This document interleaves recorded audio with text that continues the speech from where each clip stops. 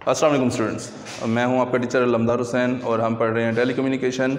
आज हम टेलीकम्युनिकेशन का चैप्टर नंबर 4 स्टार्ट करने जा रहे हैं जो कि मॉड्यूलेशन से रिलेटेड है। तो सबसे पहले हम डिस्कस करते हैं कि मॉड्यूलेशन क्या होती है। मॉड्यूलेशन एक प्रोसेस का नाम है जिसमें हम एक सिग्नल को दूसरे सिग्नल पर सुपर इम्पोज कर देते हैं। सुपर इम्पोज एक टेक्निकल टर्म है। अगर हम इसे आसान लफ्ज़ों में यूँ कहेंगे कि मॉड्यूलेशन एक ऐसा अमल है जिसमें हम एक सिग्नल को दूसरे सिग्नल पर बिठाकर ट्रांसमिट कर देते हैं। ठीक है, यानी एक सिग्नल को दूसरे सिग्नल पर बिठाकर ट्रांसमिट कर देते हैं। मॉड्यूलेशन करते क्यों हैं, अगर आप ये समझ जाएंगे तो आपको ऑटोमेटिकली मॉड्यूलेशन समझ आ जाएगी। तो मॉड्यूलेशन करने के बहुत सारे मकासद होते हैं, जिनमें से सबसे पहला मकसद हो सकता है सिग्नल की स्पीड में इजाफा करना। मसलन एक इंसान की सुनाई देने की जो रेंज है वो 20 हर्ट्ज़ से लेकर 20,000 हर्ट्ज़ तक है, जो कि एक लो फ्रिक्वेंसी है। अच्छा, ये जो फ्रिक्वेंसी है ये सुनाई देने वाली फ्रिक्वेंसी है, ना कि बोलने वाली। एक इंसान जो बोल सकता है नॉर्मल, उसकी फ्रिक्वेंसी 500 से 550 हर्ट्ज़ के दरमियान होती है। बोलने की जो फ्रिक्वेंसी होती है वो 500 से 550 हर्ट्ज़ के दरमियान होती है, जो कि एक लो फ्रिक्वेंसी सिग्नल है। अगर हम इसको इसी तरीके से ही ट्रांसमिट कर दें, मसलन माइक के ज़रिए अगर इसे आवाज़ को इलेक्ट्रिकल सिग्नल में कन्वर्ट करके फ़िज़ा में नशर कर दिया जाए एंटीने के ज़रिए, तो ये एक बड़ा लो फ्रिक्वेंसी सिग्नल है, जिसकी वजह से इसकी स्पीड बहुत ज़्यादा स्लो होगी। इसको मंजिल तक पहुंचने में बहुत ज़्यादा टाइम दरकार है, जिसकी वजह से हमारा पैगाम एक जगह से दूसरी जगह बहुत देर से पहुंचेगा। आजकल दौर जो है वो बड़ा फास्ट है। हम खुद अगर सपोज़ करें कि दो दोस्त चैट कर रहे हैं और हमें उसका रिप्लाई नहीं आ रहा, तो हम उसे कहते हैं कि जल्दी जल्दी रिप्लाई कर। तो वो जो सेकंडों का गैप है वो भी हमें वारे नहीं खाता। तो कहाँ पर ये बहुत ज़्यादा गैप जो डिस्टेंस होगा, मतलब मिनटों में हो सकता है, घंटों में हो सकता है ये गैप, तो वो हमें बिल्कुल भी वारे नहीं खाता। तो अपने सिग्नल की स्पीड में इजाफा करने के लिए हम एक लो फ्रिक्वेंसी सिग्नल को एक हाई फ्रिक्वेंसी सिग्नल पर बिठाकर ट्रांसमिट कर देते हैं। ये एक फ़ायदा मॉड्यूलेशन का है। दूसरा फ़ायदा क्या है कि फ़र्ज़ करें मैं यहाँ पर एक लेक्चर दे रहा हूँ और मेरे लेक्चर को माइक के ज़रिए इलेक्ट्रिकल सिग्नल में कन्वर्ट करके फ़िज़ा में नशर कर देते हैं। तो फ़िज़ा में इस वक्त एक सिग्नल मौजूद है जो कि मेरे लेक्चर का है। अगर साथ वाले कमरे में एक लड़का नात पढ़ रहा है, उसके नात को माइक के ज़रिए इलेक्ट्रिकल सिग्नल में कन्वर्ट करके फ़िज़ा में नशर कर दें, तो इस वक्त फ़िज़ा में 2 सिग्नल मौजूद हैं, एक लेक्चर का और एक नात का। अगर साथ एक तीसरे कमरे में एक लड़का गाना गा रहा है, उसके गाने को माइक के ज़रिए इलेक्ट्रिकल सिग्नल में कन्वर्ट करके फ़िज़ा में नशर कर दें, तो फ़िज़ा में इस वक्त 3 सिग्नल होंगे, एक लेक्चर का, एक नात का और एक गाने का सिग्नल। लेकिन चौथे कमरे में बैठा हुआ एक लड़का जो कि नात सुनना चाहता है और वो अपने रेडियो रिसीवर को सेट करता है उस फ्रिक्वेंसी पर जो कि नात वाले की फ्रिक्वेंसी है, लेकिन वो फ्रिक्वेंसी तो फिक्स नहीं है। अल्लाह ताला ने इंसान के अंदर ये खासियत रखी है कि उसकी फ्रिक्वेंसी मुसलसल वेरी करती रहती है, तब्दील होती रहती है। अगर मुसलसल एक जैसी फ्रिक्वेंसी रहती तो किसी बिल्डिंग का कोई शीशा सलामत नहीं रहता। रेजोनेंस की वजह से तमाम बिल्डिंग्स के शीशे जो हैं वो टूट जाते हैं आवाज़ से, इवन के बिल्डिंग के भी गिरने का ख़तरा होता है आवाज़ से। तो अल्लाह ने ये बड़ी खासियत रखी है इंसान के अंदर कि उसकी आवाज़ की फ्रिक्वेंसी वेरी करती रहती है, जिसकी वजह से रेजोनेंस इफ़ेक्ट नहीं करती और वो बिल्डिंग या बिल्डिंग के शीशे ये सलामत रहते हैं। तो अब फ़र्ज़ करते हैं एक टाइम ऐसा है जब नात वाले की फ्रिक्वेंसी 500 हर्ट्ज़ है, फ़र्ज़ करते हैं। तो चौथे कमरे में बैठा हुआ लड़का अपने रेडियो को 500 हर्ट्ज़ पर सेट करता है, तो उसके अंदर नात का सिग्नल जाना शुरू हो जाएगा। लेकिन जो जैसा कि मैंने बताया मेरी आवाज़ की फ्रिक्वेंसी भी वेरी कर रही है, तो एक वक्त ऐसा आता है जब मेरे लेक्चर की फ्रिक्वेंसी भी 500 हर्ट्ज़ हो जाती है। तो रेडियो को इससे ताल्लुक़ नहीं है कि उसके अंदर नात का सिग्नल आ रहा है या लेक्चर का सिग्नल आ रहा है, उसने तो 500 हर्ट्ज़ को पास करना है, तो 500 हर्ट्ज़ उसमें पास हो जाएगी, मतलब उसमें लेक्चर का सिग्नल भी आ जाएगा, उसमें नात का सिग्नल भी आ जाएगा। उसी लम्हे गाने वाले की फ्रिक्वेंसी भी 500 हर्ट्ज़ हो जाती है, तो वो भी उसके अंदर पास हो जाएगी। तो इस तरह एक मिक्सचर सा बन जाएगा आवाज़ों का और हम किसी भी सिग्नल को अलग-अलग नहीं सुन सकते। तो मॉड्यूलेशन का एक दूसरा फ़ायदा ये हो सकता है कि हम क्या करते हैं कि मेरी आवाज़ को एक ख़ास फ्रिक्वेंसी पर बिठा देते हैं, लाइक 10 किलो हर्ट्ज़, और नात वाले की 20 किलो हर्ट्ज़, लेक्चर गाने वाले को 30 किलो हर्ट्ज़ पर बिठा देते हैं। तो इस तरीके से हम तीनों की फ्रिक्वेंसियाँ डिफरेंट हो गई हैं। अब चौथे कमरे में बैठा हुआ लड़का अगर वो लेक्चर सुनना चाहता है तो वो उसे 10 किलो हर्ट्ज़ पर सेट करेगा रेडियो को, तो उसके अंदर 10 किलो हर्ट्ज़ ही जाएगी, जिसकी वजह से वो लेक्चर सुन पाएगा। अगर वो रेडियो को 20 किलो हर्ट्ज़ पर सेट करेगा तो उसके अंदर 20 किलो हर्ट्ज़ ही जाएगी, जिसकी वजह से वो सिर्फ नात सुन सकेगा, और अगर वो गाना सुनना चाहता है तो वो उसे 30 किलोहर्ट्ज़ पर सेट करेगा, जिसकी वजह से उसके अंदर गाने का सिग्नल ही जाएगा और वो उसे आसानी से सुन सकेगा। तो मॉड्यूलेशन का दूसरा फ़ायदा जो हमें हासिल होता है वो ये होता है कि हम बहुत सारे सिग्नल्स को फ़िज़ा में अलग-अलग नशर कर सकते हैं, उनको आपस में मिक्सअप नहीं होने देते। मॉड्यूलेशन का तीसरा फ़ायदा हमें हासिल होता है वीडियो ब्रॉडकास्टिंग की वक्त। अभी तक हमने जो बात की है वो ऑडियो ब्रॉडकास्टिंग की है। अगर हम वीडियो ब्रॉडकास्टिंग की बात करें तो हमें 2 सिग्नल नशर करने पड़ते हैं, एक ऑडियो सिग्नल, एक वीडियो सिग्नल। वीडियो सिग्नल की फ्रिक्वेंसी वो ज़्यादा होती है। अगर हम फ्रिक्वेंसी स्पेक्ट्रम देखें तो हमें मालूम होता है कि आवाज़ की फ्रिक्वेंसी बहुत ज़्यादा लो है, जबकि वीडियो की फ्रिक्वेंसी बहुत ज़्यादा हाई है। अगर हम दोनों को नशर करते हैं एक साथ तो यकीनन मंजिल पर पहले तस्वीर का सिग्नल पहुंचेगा, वीडियो सिग्नल, और आवाज़ का सिग्नल बहुत बाद पहुंचेगा। मसलन हमने एक सीन ट्रांसमिट किया जिसमें हीरो ने विलन को थप्पड़ मारा, तो उस वक्त हमें 2 सिग्नल ट्रांसमिट करने पड़ेंगे। एक वीडियो सिग्नल जिसमें हम दिखाएंगे कि हीरो ने विलन को थप्पड़ मारा, और दूसरा आवाज़ का सिग्नल, वो जो थप्पड़ की आवाज़ आएगी चटाख या पटाख की, तो वो हमने सेंड करना है। अब जब मंजिल पर पहुंचेंगे तो पहले तस्वीर का सिग्नल पहुंचेगा, हमें वीडियो नज़र आएगी, और काफ़ी देर के बाद आवाज़ आएगी जिस वक्त तक हमें भूल चुका होगा कि ये असल में आवाज़ है किस सीन की। तो बहुत सारी डिस्टर्बेंस पैदा हो जाती है इस तरीके से। अगर हम दोनों को इकट्ठा भेजना चाहते हैं तो फिर हम मॉड्यूलेशन का सहारा लेंगे, यानी दोनों सिग्नल्स को इकट्ठा एक ही फ्रिक्वेंसी पर बिठाकर ट्रांसमिट कर देंगे, जिसकी वजह से दोनों इकट्ठे मंजिल पर पहुंचेंगे। जब तस्वीर का सिग्नल पहुंचेगा उसी वक्त आवाज़ का सिग्नल पहुंचेगा, जिसकी वजह से हमें उनके दरमियान मैचिंग नज़र आएगी। ये बिल्कुल ऐसे ही है जैसे मैं और आप यहाँ से घंटाघर जाना चाहें और मैं पैदल जाऊं, आप पैदल जाएं, और मेरी स्पीड क्योंकि स्लो है, मैं बूढ़ा हो चुका हूं, आप नौजवान हैं, तो आप यकीनन जल्दी पहुंच जाएंगे और मैं काफ़ी देर से पहुंचूंगा। लेकिन अगर हम दोनों एक रिक्शा पकड़ लेते हैं या मेट्रो में चले जाते हैं या कोई कन्वेंस ले लेते हैं, तो चूंकि अब ना आप अपनी स्पीड से सफ़र कर रहे हैं ना मैं अपनी स्पीड से सफ़र कर रहा हूँ, हम दोनों सफ़र कर रहे हैं उस कन्वेंस के लिहाज से जिस पर हम बैठ कर जा रहे हैं, तो हम दोनों इकट्ठे घंटाघर चौक पर पहुँचेंगे। तो मॉड्यूलेशन का एक तीसरा फ़ायदा हमें जो हासिल होता है वो वीडियो ब्रॉडकास्टिंग की तरफ वजह से होता है। उसमें हम ऑडियो और वीडियो सिग्नल्स को इकट्ठा मंजिल तक पहुंचा सकते हैं। एक तीसरा फ़ायदा जो सबसे अहम है मॉड्यूलेशन का वो ये है कि लेंथ ऑफ एंटीना।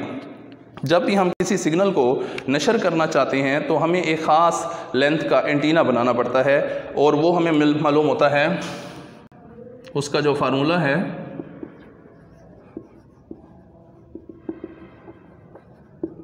उसका फार्मूला होता है λ/2, λ/4, λ/8 एंड सो मोर। हम λ/2 का एंटीना भी ले सकते हैं, λ/4 का भी, λ/8 का भी, लेकिन जो सबसे सूटेबल होता है मतलब वो λ/4 का हम एंटीना लेते हैं। तो अगर हम λ/4 का एंटीना लेते हैं तो लैम्डा का जो फार्मूला होता है वो होता है speed of light over frequency उस सिग्नल की जिसको आप भेजना चाहते हैं। मैं फ़र्ज़ करूँ मैं अपनी आवाज़ के लिए एक एंटीना लगाता हूँ और मेरी आवाज़ की फ्रिक्वेंसी 500 हर्ट्ज़ है। जैसा कि मैंने कहा कि एक नॉर्मल इंसान की बोलने की फ्रिक्वेंसी 500 हर्ट्ज़ से 550 हर्ट्ज़ के दरमियान होती है, और चूंकि मेरी आवाज़ भारी है तो यकीनन ये 500 हर्ट्ज़ तक होगी। जितनी फ्रिक्वेंसी ज़्यादा होती जाएगी आवाज़ बारीक होती जाती है। तो सपोज़ करता हूँ मेरी फ्रिक्वेंसी 500 हर्ट्ज़ है, और इसके लिए मैं देखता हूँ कि हमारा लैम्डा क्या निकलता है। स्पीड ऑफ लाइट ये फिक्स है 3 × 10⁸ मीटर पर सेकेंड, और फ्रिक्वेंसी 500 हर्ट्ज़ लिख दें या साइकिल पर सेकेंड लिख दें एंड सो ऑन। अब इनको जब हम काटते हैं तो 3/5 × 10⁸, ये 2 सिफर ऊपर जाके -2 हो जाएंगे, और ये हमारे पास लैम्डा निकल आएगा 0.6 × 10⁶। इशारे को ख़त्म करेंगे तो इसके साथ 5 सिफर लगा देंगे। इकाई, दहाई, सैकड़ा, हज़ार, 10,000, लाख, 6 लाख मीटर इसकी वेवलेंथ निकल रही है। अगर इसका एंटीने की लेंथ निकालूंगा तो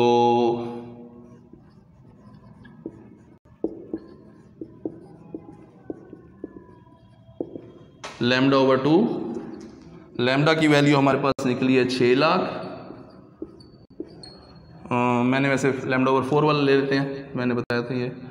तो 6 लाख को जब 4 से तकसीम करेंगे, 4 × 4, 2, 4 × 5 = 20, 1, 2, 3, 4, तो 1,50,000 मीटर लंबा एंटीना लगाना पड़ेगा, जो कि प्रैक्टिकली मुमकिन ही नहीं है। तो लो फ्रिक्वेंसी के सिग्नल को अगर हमने फ़िज़ा में नशर करना है तो उसके लिए एंटीने की लेंथ बहुत ज़्यादा बड़ी बनानी पड़ती है, जो कि प्रैक्टिकली मुमकिन नहीं होता। इसलिए जब हम एक लो फ्रिक्वेंसी सिग्नल को एक हाई फ्रिक्वेंसी सिग्नल पर बिठाकर ट्रांसमिट करते हैं तो असल में जो एंटीना हमें बनाना पड़ता है वो उस हाई फ्रिक्वेंसी सिग्नल के लिहाज से बनाना पड़ता है जिस पर हम उसको बिठाकर भेजते हैं। और जितनी फ्रिक्वेंसी हाई होती जाएगी उसी हिसाब से लैम्डा की वैल्यू कम होती जाएगी, और लैम्डा की वैल्यू कम होने से एंटीने की लेंथ कम होती जाएगी, जो कि प्रैक्टिकली मुमकिन होती है। अगर इसी फार्मूले के ज़रिए आप FM 103 की एंटीने की लेंथ निकालेंगे तो वो near about 2 point something foot निकलती है, फुटों में निकलती है, क्योंकि उसका यूनिट अगर देखें 103 का यूनिट मेगाहर्ट्ज़ है, ठीक है। उसके साथ 10 की ताकत 6 लगानी पड़ेगी, तो वो फ्रिक्वेंसी बहुत ज़्यादा हाई है। इसी वजह से उसका लैम्डा बहुत कम निकलता है, जिसकी वजह से एंटीने की लेंथ बहुत कम हो जाती है, जो कि प्रैक्टिकली मुमकिन होती है। और जब आप हैंड फ्री मतलब मोबाइल के साथ आप 103 सुन रहे होते हैं तो उसके साथ हैंड फ्री अटैच करते हैं तो हैंड फ्री की लेंथ इतनी होती है कि वो एंटीने का काम सर अंजाम देती है। तो इस तरीके से हम मॉड्यूलेशन से ये मदरजा झैल फ़ायदे हासिल करते हैं। कौन कौन से हैं? सिग्नल की स्पीड में इजाफा करना, बहुत सारे सिग्नल्स को फ़िज़ा में एक साथ नशर करना और उनको मिस होने से बचाना, और तीसरा फ़ायदा वीडियो ब्रॉडकास्टिंग के टाइम, और चौथा फ़ायदा हमें एंटीने की लेंथ के टाइम हासिल होता है, और यानी हम प्रैक्टिकली उतनी लेंथ बना सकते हैं जितनी हमें दरकार होती है।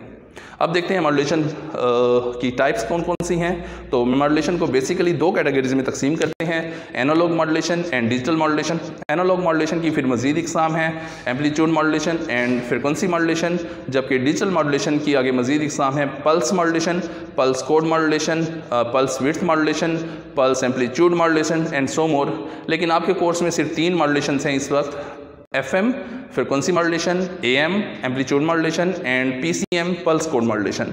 तो टेलीकम्युनिकेशन में हमने 3 मॉड्यूलेशंस पढ़नी है इस चैप्टर में, amplitude modulation, frequency modulation and pulse code modulation. Okay जी, तो हम मॉड्यूलेशन की सबसे पहली किस्म पढ़ने जा रहे हैं जो कि एम्पलीट्यूड मॉड्यूलेशन है, ठीक है, और इसका एब्रीविएशन इस्तेमाल करते हैं AM। मॉड्यूलेशन की अभी हमने तारीफ़ की है कि एक सिग्नल को दूसरे सिग्नल पर बिठाकर ट्रांसमिट कर देना मॉड्यूलेशन कहलाता है। इसकी एक दूसरी तारीफ़ भी की जा सकती है कि अगर हम एक लो फ्रिक्वेंसी सिग्नल के लिहाज से एक हाई फ्रिक्वेंसी सिग्नल में तब्दीली ले आएँ तो इस प्रोसेस को मॉड्यूलेशन कहते हैं। एक लो फ्रिक्वेंसी सिग्नल जिसमें हमारी इंफॉर्मेशन है उसके लिहाज से एक हाई फ्रिक्वेंसी सिग्नल में तब्दीली ले आएँ तो इसको मॉड्यूलेशन कहते हैं। इस तारीफ़ को फॉलो करते हुए एम्पलीट्यूड मॉड्यूलेशन की तारीफ़ कैसे करेंगे कि एक ऐसी मॉड्यूलेशन जिसमें हम लो फ्रिक्वेंसी सिग्नल के एम्पलीट्यूड के लिहाज से हाई फ्रिक्वेंसी सिग्नल के एम्पलीट्यूड में तब्दीली लाते हैं, इस प्रोसेस को एम्पलीट्यूड मॉड्यूलेशन कहते हैं। मॉड्यूलेशन की ऐसी किस्म जिसमें हम एक लो फ्रिक्वेंसी सिग्नल के एम्पलीट्यूड के लिहाज से एक हाई फ्रिक्वेंसी सिग्नल के एम्पलीट्यूड में तब्दीली लाते हैं, इस प्रोसेस को एम्पलीट्यूड मॉड्यूलेशन कहते हैं। लो फ्रिक्वेंसी सिग्नल जिसे हम AF सिग्नल कहते हैं, ये वो सिग्नल होता है जिसके अंदर हमारी इंफॉर्मेशन है जिसको हमने एक जगह से दूसरी जगह भेजना होता है। इसको मॉड्यूलेटिंग सिग्नल भी कहते हैं। अक्सर ये सवाल शॉर्ट क्वेश्चन में आ जाता है 2 नंबर का कि मॉड्यूलेटिंग सिग्नल की तारीफ़ करें। तो मॉड्यूलेटिंग सिग्नल वो सिग्नल होता है जो कि लो फ्रिक्वेंसी सिग्नल होता है जिसमें हमारी इंफॉर्मेशन होती है जिसको हमने एक जगह से दूसरी जगह भेजना होता है। इसको मॉड्यूलेटिंग सिग्नल कहते हैं या AF सिग्नल कहते हैं। उसके बाद RF सिग्नल, वो सिग्नल जो कि हाई फ्रिक्वेंसी सिग्नल होता है और ये हमारी इंफॉर्मेशन को एक जगह से दूसरी जगह उठा के ले जाता है, इसलिए इसको कैरियर सिग्नल भी कहते हैं।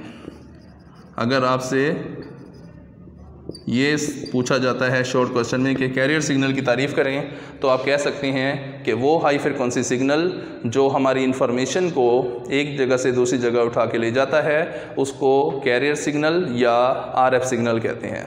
ठीक हो गया। इन दोनों की मॉड्यूलेशन के बाद जो सिग्नल हमारे पास हासिल होगा उसको मॉड्यूलेटेड सिग्नल कहते हैं। AM सिग्नल या मॉड्यूलेटिंग सिग्नल और मॉड्यूलेटेड सिग्नल में थोड़ा सा फ़र्क है। मॉड्यूलेटिंग सिग्नल वो जिसमें हमारी इंफॉर्मेशन है, और मॉड्यूलेशन के बाद जो सिग्नल हासिल होता है उसे मॉड्यूलेटेड सिग्नल कहते हैं। इसे बनाना कैसे है ये सीख लें। सबसे पहले आप एक डॉटेड लाइन इस रेफरेंस लाइन से ऊपर लेंगे और एक डॉटेड लाइन इस रेफरेंस लाइन से नीचे लेंगे।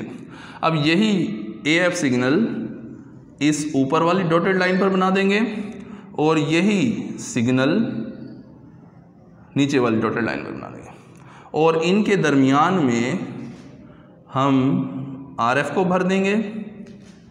अब अगर आप गौर करें तो जैसे जैसे AF सिग्नल का एम्पलीट्यूड बढ़ रहा है हम RF सिग्नल का एम्पलीट्यूड भी बढ़ा रहे हैं, और जैसे जैसे AF सिग्नल का एम्पलीट्यूड कम हो रहा है हम वैसे वैसे RF सिग्नल के एम्पलीट्यूड में भी कमी ला रहे हैं। तो हम क्या कर रहे हैं, AF सिग्नल के एम्पलीट्यूड के लिहाज से RF सिग्नल के एम्पलीट्यूड में तब्दीली ला रहे हैं। तो इस प्रोसेस को एम्पलीट्यूड मॉड्यूलेशन कहते हैं। यहाँ पर अगर आप देखें तो RF सिग्नल की फ्रिक्वेंसी भी कांस्टेंट है, उसका एम्पलीट्यूड भी कांस्टेंट है, लेकिन यहाँ पर हम क्या कर रहे हैं कि हमारे AF सिग्नल के लिहाज से RF सिग्नल के एम्पलीट्यूड में वेरिएशन ला रहे हैं। तो इस प्रोसेस को कहते हैं एम्पलीट्यूड मॉड्यूलेशन।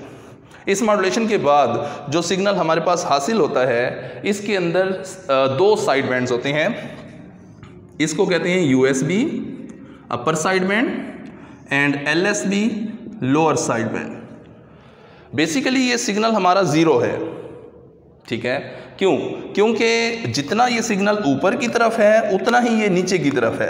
अगर फ़र्ज़ करते हैं ये यहाँ पर पॉजिटिव का 5 है तो उसी जगह पर नेगेटिव का 5 है, दो एक दूसरे को कैंसिल कर देंगे, जवाब बेसिकली ज़ीरो है।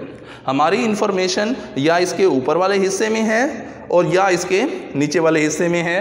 तो इसके एक साइड बैंड में हमारी इन्फॉर्मेशन है, दूसरा साइड बैंड क्योंकि मॉड्यूलेटर के अंदर प्रोसेस के दौरान ऑटोमेटिकली बन जाता है, इसीलिए इसको डबल साइड बैंड सिग्नल कहते हैं। इस लिहाज से इसकी ट्रांसमिशन की इकसाम है। अगर आप दोनों साइड बैंड्स को ट्रांसमिट कर देंगे तो इसे कहेंगे DSBT। DSBT एब्रीवेशन है डबल साइड बैंड ट्रांसमिशन का। और अगर हम किसी एक साइड बैंड को रोक लें और दूसरे साइड बैंड को जाने दें तो इसे कहेंगे SSBT single side band transmission. दोनों ट्रांसमिशंस के अपने अपने कुछ मेरिट्स हैं, कुछ डीमेरिट्स हैं। मसलन अगर हम बात करें डबल साइड बैंड की तो इसमें फ़ायदे ये हो सकते हैं कि इसकी मिसाल यूँ दी जा सकती है जैसे एक बग्गी है जिसमें दो घोड़े जते हुए हैं और एक बग्गी ऐसी है जिसमें एक घोड़ा जता हुआ है। तो जिसमें दो घोड़े जते हुए हैं ज़ाहिर बात है वो लोड ज़्यादा उठा सकेंगे, ज़्यादा दूर तक जा सकेंगे और उनकी यानी लोड उठाने की कैपेसिटी ज़्यादा होगी। इसी तरीके से अगर जिसमें एक घोड़ा जता हुआ है वो थोड़ा सा फासला तय करके थक जाएगा, उसकी लोड उठाने की कैपेसिटी कम होगी। बिल्कुल सेम इसी तरीके से अगर आप DSBT double side band transmission करते हैं तो आप ज़्यादा से ज़्यादा डाटा को भेज सकते हैं। उसकी रेंज जो कवर करने की रेंज होगी वो ज़्यादा होगी, एरिया कवर करने की रेंज, जबकि सिंगल साइड बैंड में ये कम हो जाएगी। तो हम अपनी देखते हैं कि हमारे पास जो विजिबिलिटी होती है उसी हिसाब से हम प्रेफर देते हैं कि हमने डबल साइड बैंड ट्रांसमिशन करनी है या सिंगल साइड बैंड ट्रांसमिशन करनी है। क्योंकि अगर घोड़े दो होंगे तो उनके खिलाने पिलाने का खर्चा, उनकी देखभाल का खर्चा भी डबल होगा। अगर घोड़ा एक रखा जाएगा तो उनके खिलाने पिलाने का खर्चा और उनकी देखभाल का खर्चा भी कम होगा। तो इसी हिसाब से अगर आप डबल साइड बैंड ट्रांसमिशन करेंगे तो पावर ज़्यादा कंज्यूम करनी पड़ेगी, अगर आप सिंगल साइड बैंड ट्रांसमिशन करेंगे तो पावर कम कंज्यूम करनी पड़ेगी। अगर हम अपने सर्किट की मतलब सिग्नल की रेंज ज़्यादा कवर करना चाहते हैं तो फिर उसके लिए हम डबल साइड बैंड ट्रांसमिशन करेंगे, लेकिन डबल साइड बैंड के लिए पावर ज़्यादा ज़रूरत होती है तो हमें बैटरी की ज़्यादा ज़रूरत पड़ेगी, जिसकी वजह से बैटरी का साइज़ बड़ा हो जाएगा और ओवरऑल हमारी डिवाइस का साइज़ बड़ा हो जाएगा।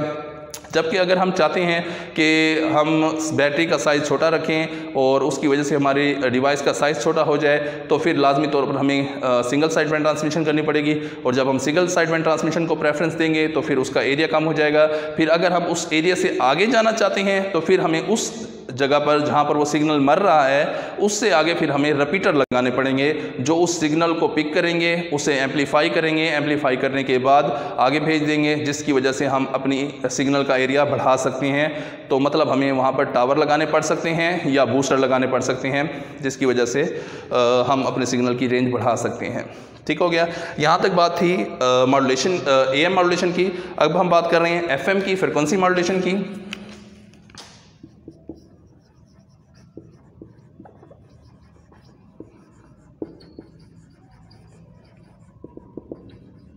इसका एब्रीवेशन FM होता है। अभी हमने तारीफ की कि अगर हम एक लो फ्रिक्वेंसी सिग्नल के लिहाज से एक हाई फ्रिक्वेंसी सिग्नल में तब्दीली ले आए तो इस प्रोसेस को मॉड्यूलेशन कहते हैं। अगर हम इसी तारीफ़ को फ्रिक्वेंसी मॉड्यूलेशन के लिहाज से बयान करेंगे तो हम यूँ कहेंगे कि ये मॉड्यूलेशन की ऐसी किस्म होती है जिसमें हम एक लो फ्रिक्वेंसी सिग्नल के एम्पलीट्यूड के लिहाज से एक हाई फ्रिक्वेंसी सिग्नल की फ्रिक्वेंसी में तब्दीली ले आते हैं। तो इस प्रोसेस को फ्रिक्वेंसी मॉड्यूलेशन कहते हैं। एक दफ़ा फिर रिपीट कर रहा हूँ कि ये मॉड्यूलेशन की ऐसी किस्म होती है जिसमें हम लो फ्रिक्वेंसी सिग्नल के एम्पलीट्यूड के लिहाज से हाई फ्रिक्वेंसी सिग्नल की फ्रिक्वेंसी में तब्दीली ले आते हैं, इसलिए इसे फ्रिक्वेंसी मॉड्यूलेशन कहते हैं। देखते हैं कैसे। सबसे पहले हमारे पास एक लो फ्रिक्वेंसी सिग्नल है जिसको हम AF सिग्नल कहते हैं। इसमें हमारी इंफॉर्मेशन है, इसको हम ट्रांसमिट करना चाहते हैं। और हमारे पास एक RF सिग्नल है, रेडियो फ्रिक्वेंसी सिग्नल, जो कि बहुत ज़्यादा हाई फ्रिक्वेंसी सिग्नल है, जो हमारी आवाज़ या हमारी इंफॉर्मेशन को उठाकर एक जगह से दूसरी जगह ले जाएगा। अगर आप गौर करें, इसके एम्पलीट्यूड भी फिक्स हैं और इसकी फ्रिक्वेंसी भी कांस्टेंट है, इसमें वेरिएशन नहीं आ रही। लेकिन जब हम इन दोनों की फ्रिक्वेंसी मॉड्यूलेशन करते हैं तो फ्रिक्वेंसी मॉड्यूलेशन के बाद जो सिग्नल हमें हासिल होता है, जिसे हम FM सिग्नल कहते हैं, तो वो कैसे है, ज़रा उसका असूल समझ लें। इस सिग्नल को हम 4 हिस्सों में डिवाइड कर देते हैं। AF सिग्नल को एक 0 से पॉजिटिव पीक के दरमियान, एक पॉजिटिव पीक से 0 के दरमियान, एक 0 से नेगेटिव पीक के दरमियान और एक नेगेटिव पीक से दोबारा 0 के दरमियान। इसको मैं नाम दे देता हूँ A, B, C और D। तो ये हमारे पास 4 पोर्शन बन जाएंगे। इसका असूल ये है कि A पोर्शन में जब हमारा AF सिग्नल 0 से पॉजिटिव पीक की तरफ जा रहा है तो हम RF सिग्नल की फ्रिक्वेंसी में इजाफा करेंगे।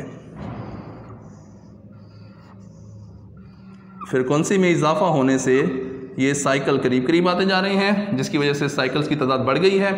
और जब हमारा सिग्नल पॉजिटिव पीक से 0 की तरफ आएगा तो हम इसकी फ्रिक्वेंसी में माइनर सी कमी करेंगे, जिसकी वजह से इसमें साइकिल्स की तादाद इसकी निस्बत कम है। जब हमारा सिग्नल AF सिग्नल 0 से नेगेटिव पीक की तरफ जाएगा तो फ्रिक्वेंसी में मज़ीद कमी करेंगे। और जब हमारा सिग्नल नेगेटिव पीक से 0 की तरफ जाएगा तो फ्रिक्वेंसी में थोड़ा सा इजाफा करेंगे। तो इस असूल को फॉलो करते हुए हम AF सिग्नल के एम्पलीट्यूड के लिहाज से RF सिग्नल की फ्रिक्वेंसी में तब्दीली ला रहे हैं। तो इस अमल को फ्रिक्वेंसी मॉड्यूलेशन कहते हैं। ओके हो गया। अगर हम AF सिग्नल के एम्पलीट्यूड के लिहाज से RF सिग्नल की फ्रिक्वेंसी में तब्दीली ले आएँ तो इस प्रोसेस को फ्रिक्वेंसी मॉड्यूलेशन कहते हैं।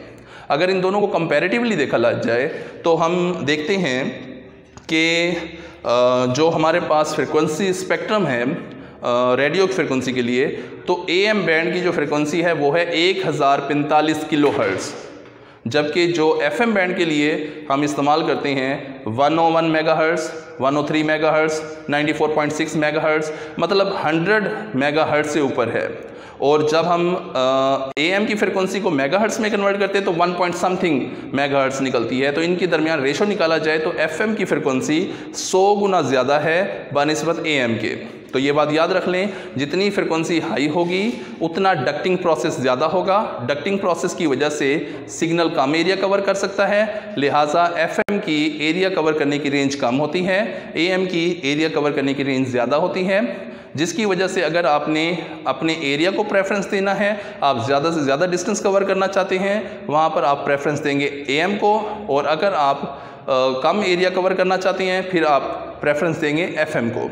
अब अगर बात करें वॉइस क्वालिटी की, तो ये मेरे पास FM है। फ़िज़ा में सफ़र करते हुए इसके ऊपर बहुत सारे सिग्नल हमला कर देते हैं। इनको हम कहते हैं नॉइज़ के सिग्नल। जब किसी असल इंफॉर्मेशन में गैर ज़रूरी सिग्नल शामिल हो जाते हैं तो इसको कहते हैं कि ये शोर के सिग्नल हैं। ठीक है। अब अगर ये शोर का सिग्नल इसमें शामिल होगा तो रेजोनेंस की वजह से हमें मालूम है 2 पॉजिटिव हाफ साइकिल एक दूसरे के सामने आते हैं तो एक दूसरे में इजाफा हो जाता है। ये सिग्नल हमारे पास इस शक्ल में मिल जाएगा। अब यहाँ पर पॉजिटिव के सामने नेगेटिव आ गया है तो इस सिग्नल में कमी आ जाएगी, यहाँ पर सिग्नल में इजाफा हो गया, यहाँ पर सिग्नल में कमी आ गई। नेगेटिव हाफ साइकिल में देखें तो यहाँ पर सिग्नल में कमी आ गई, यहाँ पर सिग्नल में इजाफा क्योंकि नेगेटिव के सामने नेगेटिव आ रहा है, यहाँ पर सिग्नल में कमी, यहाँ पर सिग्नल में और कमी, यहाँ पर सिग्नल में इजाफा। तो ये हमारे सिग्नल की शेप बिगड़ गई है। क्यों? क्योंकि इसमें शोर का सिग्नल शामिल हो गया। अगर मैं इसको शोर को निकालना चाहता हूँ तो फिर मैं क्या करूँगा, मैं जस्ट एक क्लिपर सर्किट लगाऊंगा जो कि एक डायोड पर मुश्तमिल है। उसका काम होता है एक ख़ास हद से ऊपर वाले सिग्नल को क्लिप कर देना, काट देना। तो मैं क्या करूँगा, एक क्लिपर सर्किट लगाकर इसके ऊपर वाले सिग्नल काट दूंगा, जिसकी वजह से ये सारे शोर के सिग्नल इसमें से निकल गए, मेरे पास सिग्नल वापस असल हालत में आ गया। अगर मैं इसके साथ एक एम्पलीफायर लगा दूं जो इस सिग्नल को बड़ा कर देगा तो मेरे पास वैसे ही एक्चुअल सिग्नल हासिल हो गया। तो FM में से शोर को निकालना बड़ा आसान है, जबकि यही काम अगर मैं AM के साथ करूँ, अगर इसके अंदर शोर का सिग्नल शामिल हो गया और उसकी वजह से इस सिग्नल के अंदर स्पाइक्स पैदा हो गई हैं। अब इसको मैं, इन स्पाइक्स को मैं क्लिपर सर्किट से नहीं निकाल सकता, क्योंकि अगर मैं क्लिपर सर्किट से इस स्पाइक को काटना चाहता हूं तो मेरी ये इन्फॉर्मेशन वाला सिग्नल कट जाएगा, जिसकी वजह से मेरी इन्फॉर्मेशन ज़ाया हो जाएगी। तो AM सिग्नल में से शोर को निकालने के लिए क्लिपर सर्किट काफ़ी नहीं होता, इसके लिए फिर हमें रीशेपिंग नेटवर्क या रिकंस्ट्रक्शन नेटवर्क लगाने पड़ते हैं जो कि काफ़ी साइज़ में बड़े होते हैं, जिसकी वजह से इनमें से शोर निकालना मसला होता है और ओवरऑल रेडियो का साइज़ भी बड़ा बन जाता है। जो AM रेडियो होते हैं हमारे पास उनका साइज़ बहुत ज़्यादा बड़ा होता है और जो FM रेडियो होते हैं उनका साइज़ कैप्सूल साइज़ होता है, बहुत छोटे होते हैं। उसकी रीज़न यही है कि FM में से शोर को निकालने के लिए सिर्फ एक डायोड लगाना पड़ता है जो कि क्लिपर सर्किट के तौर पर काम करता है, जबकि AM में से शोर को निकालने के लिए रीशेपिंग नेटवर्क या रिकंस्ट्रक्शन नेटवर्क लगाने पड़ते हैं जो कि साइज़ में बड़े हैं और फिर भी वो वैसे ही क्वालिटी नहीं होती जैसे कि FM में होती है। तो वॉइस क्वालिटी की अगर बात करें तो FM की वॉइस क्वालिटी बहुत ज़्यादा स्ट्रॉन्ग होती है, अच्छी होती है, और AM की वॉइस क्वालिटी उतनी ज़्यादा अच्छी नहीं होती। तो जिस जगह पर आपने एरिया को प्रेफरेंस देना है, लॉन्ग डिस्टेंस कवरेज करनी है, वहाँ पर आप AM को यूज़ करेंगे, लेकिन उसका वीक पॉइंट क्या है कि वहाँ पर वॉइस क्वालिटी पुअर हो जाएगी। लेकिन अगर आपने वॉइस क्वालिटी को प्रेफरेंस देना है फिर आप FM इस्तेमाल करेंगे, लेकिन उसका एरिया कवर करने की रेंज कम हो जाती है। दैट्स ऑल, शुक्रिया।